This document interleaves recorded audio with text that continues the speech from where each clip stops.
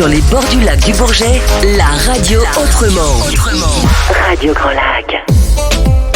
Votre chronique, c'est de toute beauté. Pour être bien dans sa peau et bien dans sa tête, tout de suite sur Radio Grand Lac, avec Astrid. Hey hey, hello chers auditeurs, j'espère que vous allez bien. Aujourd'hui, c'est votre rendez-vous beauté sur Radio Grand Lac avec la chronique C'est de toute beauté. Vous pouvez nous entendre sur le 92.1 tout autour du lac du Bourget. Aujourd'hui, vous le savez, on a un sujet qui préoccupe essentiellement les femmes. Mais messieurs, vous êtes aussi concernés par le sujet parce que vous aussi, vous avez des cils. Notre thématique aujourd'hui sera sur comment avoir des cils sains, beaux, longs, renforcés de façon naturelle. Et puis après, pour mesdames, nous verrons les techniques et les astuces beauté et maquillage. Donc on va déjà partir sur la fonction essentielle des cils. Donc, ces petits poils qui viennent orner nos paupières. Donc, sur la paupière supérieure et la paupière inférieure, vous avez des cils. Donc, qui sont faits de kératine, et la même matière que nos cheveux. La kératine, c'est un dérivé en fait de protéines. Donc, ce sont des acides aminés soufrés. Et on va avoir en fait, au niveau de notre cycle du cil, différentes phases, et c'est pour ça que parfois, en tant que femme, surtout quand on se maquille et que l'on va mettre du mascara, on va se retrouver avec des cils qui ne vont pas comme on veut parce qu'on va trouver des épis, parce que les cils sont plus courts, plus longs, ça fait des trous. C'est complètement normal. En fait, le corps est bien fait. Le cil va avoir 3 temps de pousse, donc une phase anagène. Cette phase, en fait, c'est en fait toute la construction du cil qui se fait dans les cellules matricielles au niveau de la peau et qui va en fait tout simplement pousser. Et vous allez retrouver un cil vraiment très fin, presque transparent, qui va traverser en fait la peau. Et cette phase-là, elle prend environ 3 semaines. Et vous avez le deuxième cycle ensuite, qui est la phase de pousse. Donc, une fois que le petit cil est sorti de la peau, vous avez toute la phase de pousse qui est la phase catagène, où là, on va en fait avoir exactement un temps similaire, où le cil va en fait prendre sa longueur maximale. Et il va rentrer ensuite dans la phase télogène. Donc, le cil ne pousse plus, il a atteint sa longueur et il va en fait rester en place. Et petit à petit, il va y avoir un autre cil qui va se réinitialiser à l'intérieur, au niveau des cellules matricielles, à l'intérieur de la peau, qui va en fait tout simplement pousser son prédécesseur, et qui va en fait prendre sa place. Et donc tout ça prend en général 6 à 8 semaines. Donc vous avez 3 phases de pousse et tous vos cils ne sont pas dans la même phase de pousse. Vous imaginez bien, sinon on aurait en fait à un moment donné, au bout de 6 à 8 semaines, tous les cils qui tombent et on n'aurait plus de protection au niveau des yeux et un regard beaucoup plus éteint. Aujourd'hui, les cils sont vraiment en fait un atout de beauté et de charme. Et on se rend compte en fait que depuis quelques années, il y a énormément de techniques qui se développent pour les mettre en valeur. Donc, on va commencer tout simplement par un conseil pour les entretenir naturellement, leur préserver un état de vie long et qu'ils restent en bonne santé. Les dames qui se maquillent depuis des années se rendent compte qu'au bout d'un certain temps, leur frange de cils au niveau de la paupière supérieure, elle va être un peu plus clairsemée. Les cils vont être plus fins et beaucoup moins en fait longs avec le temps. Et ça, c'est complètement normal. On reste dans un métabolisme cellulaire au niveau du corps où avec le temps, les cellules, elles sont un petit peu plus... elles se régénèrent moins bien, moins vite. Donc, on retrouve en fait une frange de cils peut-être clairsemée. Pour retrouver des cils en bonne santé, il y a différentes choses à faire. Comme je vous l'avais déjà dit, on a la peau que l'on mange et que l'on boit et on va retrouver en fait cette même phrase exactement pour nos cils, pour nos cheveux et pour nos ongles. Donc vous avez la possibilité de privilégier déjà dans un premier temps des aliments qui vont favoriser en fait un cil sain et en bonne santé avec de la levure de bière. Donc la levure de bière, vous pouvez l'utiliser soit dans votre alimentation sous forme de paillettes que vous pouvez rajouter dans vos salades, ou alors vous pouvez la prendre sous forme de complément alimentaire. La levure de bière, elle est très riche en vitamines B5, B6 et biotine, qui sont en fait les vitamines essentielles pour retrouver en fait une fibre de cils vigoureuse et soyeuse.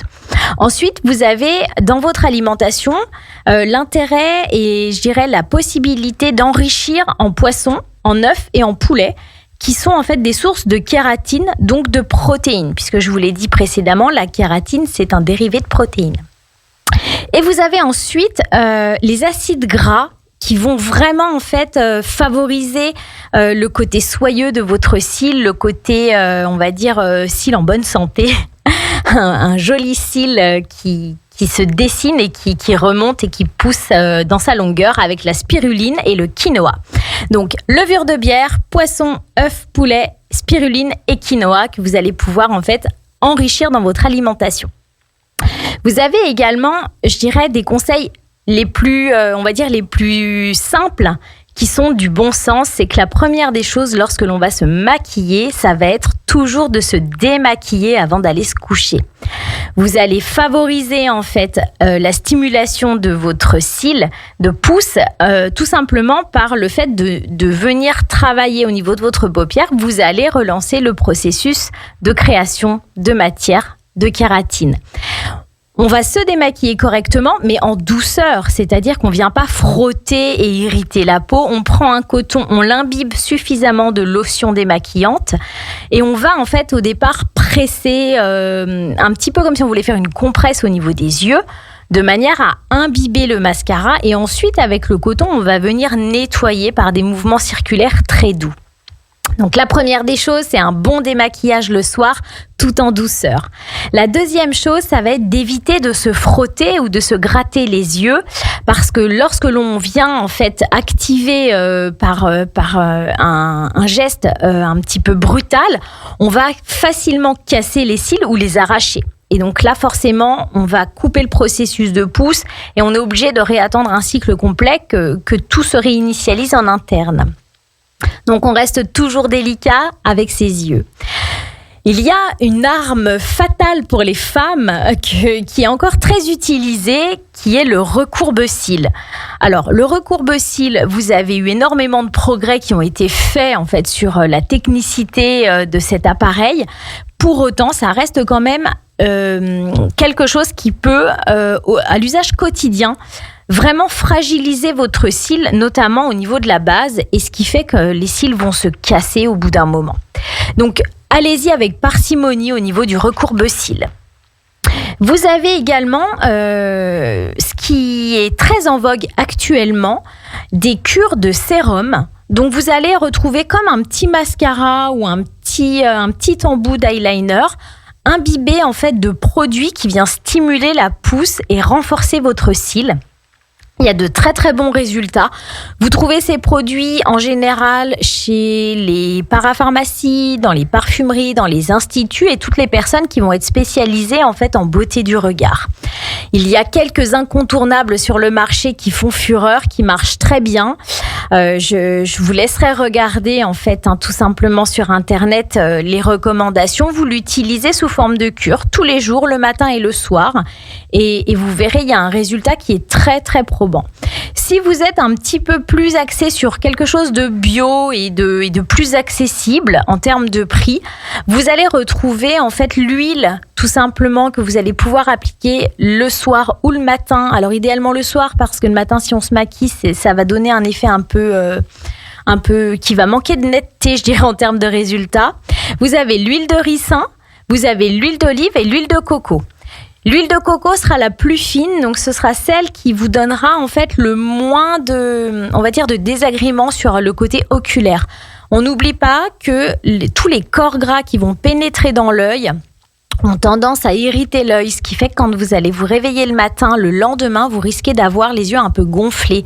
Donc allez-y vraiment avec parcimonie au niveau du dosage et enlevez l'excédent avant d'aller vous coucher. C'est vraiment ma petite astuce beauté parce que sinon vraiment on se réveille et on a le regard qui est à des années-lumière de ce qu'on souhaite. Donc le sérum en cure spécifique ou les huiles, vous allez faire une cure de 2 à 3 mois pour vraiment avoir un résultat. Et vous avez en fait une dernière astuce qui est la compresse de thé vert. Donc vous faites infuser du thé vert, idéalement bio, et vous allez en fait garder l'eau dans laquelle vous avez fait infuser votre thé. Vous passez l'eau, si c'est un thé en vrac. Et avec vos cotons, vous allez les imbiber de thé vert, de lotion de thé vert. Vous les mettez en compresse et vous verrez, en fait, le thé vert va vraiment, en fait, renforcer aussi votre fibre. Donc, toutes ces astuces sont vraiment des conseils simples et on va dire à petit prix pour stimuler naturellement vos cils. Dans un second temps, on va essayer de les mettre en valeur par d'autres techniques. Donc, vous avez ce que l'on connaît tous et toutes, le mascara. Le mascara, on va plutôt choisir des mascaras qui vont avoir tendance à allonger les cils parce que les mascaras épaississants auront tendance à sécher très vite, ce qui fait qu'on va avoir du mal à mettre une seconde couche. Et l'astuce de bien appliquer son mascara, c'est de le mettre en 2 couches. Une première couche où on vient à la base de nos cils jusqu'à l'extrême de la tige. Et la deuxième couche, on va revenir à la base et cette fois, on va faire des petits zigzags, des mouvements de va-et-vient de droite à gauche, tout en remontant le long de la fibre du cil. Et ça, c'est vraiment la technique qui fait que votre mascara sera vraiment nickel en termes de résultats avant que la première couche sèche. Sinon, ça vous fait un peu cet effet paquet. Pour les personnes qui ont des cils qui sont un petit peu courts malgré le mascara, qui sont peu étoffés, qui sont très clairs, vous avez en fait le rehaussement de cils couplé avec la teinture de cils. Le rehaussement de cils, on va venir allonger la fibre de votre cil. Étant donné que la kératine reste une matière élastique, c'est un petit peu comme les cheveux. On va pouvoir en fait les étirer légèrement avec ce produit-là et en plus, on va leur donner une forme recourbée. On a différentes tailles de silicone en fonction en fait de la longueur des cils de la personne. Et là, on a vraiment un résultat qui est fabuleux pour ouvrir le regard de manière très naturelle. Donc, vos cils vont être allongés, recourbés et teintés. Donc, pour l'été, ça c'est vraiment la prestation incontournable pour pouvoir être tranquille tout l'été, aller à la piscine sans vraiment se poser de questions au niveau de notre regard. Il existe aussi les faux cils que tout le monde connaît, qu'on va poser tout simplement avec de la colle spécifique qu'on va pouvoir mettre à la racine de nos cils et ensuite on vient les fondre avec un petit peu de mascara à nos cils naturels. Il existe aujourd'hui les faux cils magnétiques. Donc là, il y a une petite dextérité à acquérir pour pouvoir les poser et on est vraiment sur quelque chose qui rend un effet très naturel. C'est beaucoup plus naturel qu'une frange de faux cils collés. Mais par contre, on a vraiment cet aspect technique pour les poser et ça reste un produit qui est assez onéreux et qui est très fragile. Donc là, on est vraiment sur quelque chose où il faut se sentir à l'aise de pouvoir travailler au niveau de notre regard et proche de nos yeux. Et il y a une dernière technique qui en ce moment fait fureur et c'est vraiment une technique qui va révolutionner le quotidien des femmes, c'est l'extension de cils. L'extension de cils, qu'est-ce que c'est ? On entend tout et n'importe quoi, on entend du mal, on entend du bien. Moi, je me suis vraiment spécialisée dans cette technique depuis quelques années et on va vraiment obtenir des résultats qui sont fabuleux en termes de rendu et que ce soit de manière très naturelle ou au contraire de manière très intense. Vous avez des techniques cil à cil, vous avez des techniques volume russe. Donc, le volume russe, c'est que sur un cil, on va venir poser 5, 6, 7 extensions de cils qui vont être beaucoup plus fines que si l'on fait du cil à cil. Et là, on a vraiment un rendu super. Il y a des personnes qui vont poser de manière très naturelle, d'autres moins. Je dirais que ça, c'est en fonction de l'appréciation de chaque cliente. L'extension de cils, c'est vraiment quelque chose qui va demander un entretien. Donc, on va faire une première pose que l'on va en fait appliquer sur la plupart des cils. Donc, on va répartir nos extensions sur toute la frange de cils. Et ensuite, on vient les coller, donc un par un, ou alors en bouquet, comme je vous l'ai expliqué pour le volume russe. On peut également faire ce que l'on appelle du mapping, c'est-à-dire qu'on va travailler également en correctif. Donc, un œil qui est un petit peu trop tombant, un œil qui est un petit peu trop rond, un œil un petit peu rentré. On va vraiment pouvoir en fait travailler de manière corrective, de manière à faire un œil de biche. Moi, ça, c'est vraiment ce que je préfère faire, j'adore. Le résultat et moi me bluffe à chaque fois, même sur mes clientes. Et du coup, cette technique-là, quand vous avez fait votre première pause, vous allez avoir besoin de faire un remplissage. Donc, au bout de 3 semaines, en général, vous avez vos cils qui sont tombés, vos cils naturels qui sont tombés avec vos extensions et donc il y a besoin de remplir. Voilà, j'espère que j'ai été assez claire pour vous. Si vous avez des questions, n'hésitez pas à taper vos petites questions sur la page Facebook de Radio Grand Lac. Vous savez que vous pouvez retrouver également tous les podcasts de la radio sur la chaîne YouTube. Et puis, moi, je vous donne rendez-vous dans 15 jours. Et n'oubliez pas, sur Radio Grand Lac, on reste au contact. On est votre radio locale. Et ce soir, Ludovic présentera une émission spéciale où il recevra monsieur Hugonnet-Florian, le directeur du domaine Marlioz, à 18h.